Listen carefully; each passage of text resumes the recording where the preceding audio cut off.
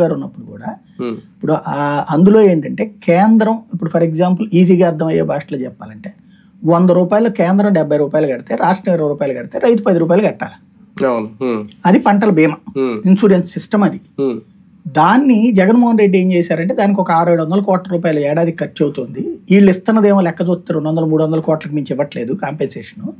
కాబట్టి అంత ఆళ్ళకే తగలేయడం ఎందుకు, అది పెట్టుకుంటే మనం ఏ రైతుకి నష్టమైందో అదంతా మనం ఇచ్చేద్దాం, మిగతా 200-300 కోట్లు మనకు మిగులుద్ది కదా అని లెక్కేసుకున్నాడు. ఆ ప్రకారం చేసుకొచ్చాడు. ఉచిత పంటల బీమా అని చెప్పి మీరేం డబ్బులు కట్టక్కలేదు, మీ తరపు నేనే కడతాను, మీకు ప్రాబ్లం రాగా నేను డబ్బులు ఇస్తాను అన్నాడు. ఇది అప్పుడు జరిగింది.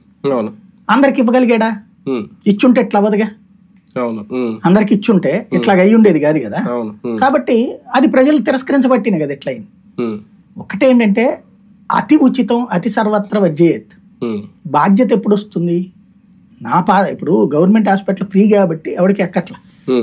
అదే గవర్నమెంట్ హాస్పిటల్లో ఒక 50 రూపాయలు 100 రూపాయలు మినిమం ఛార్జీ వెళ్ళండి మీకు అన్నారనుకోండి, అప్పుడు మనకి ఒక రైట్ వస్తుంది, హక్కు వస్తుంది.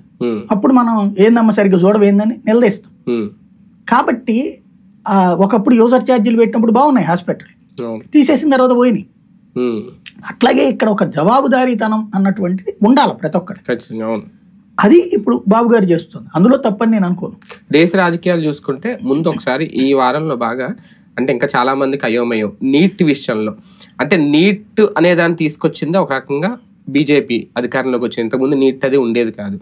ఇప్పుడు ఆ నీట్ విషయంలోనే సుప్రీంకోర్టు వరకు వెళ్ళడం, అవసరమైతే దాన్ని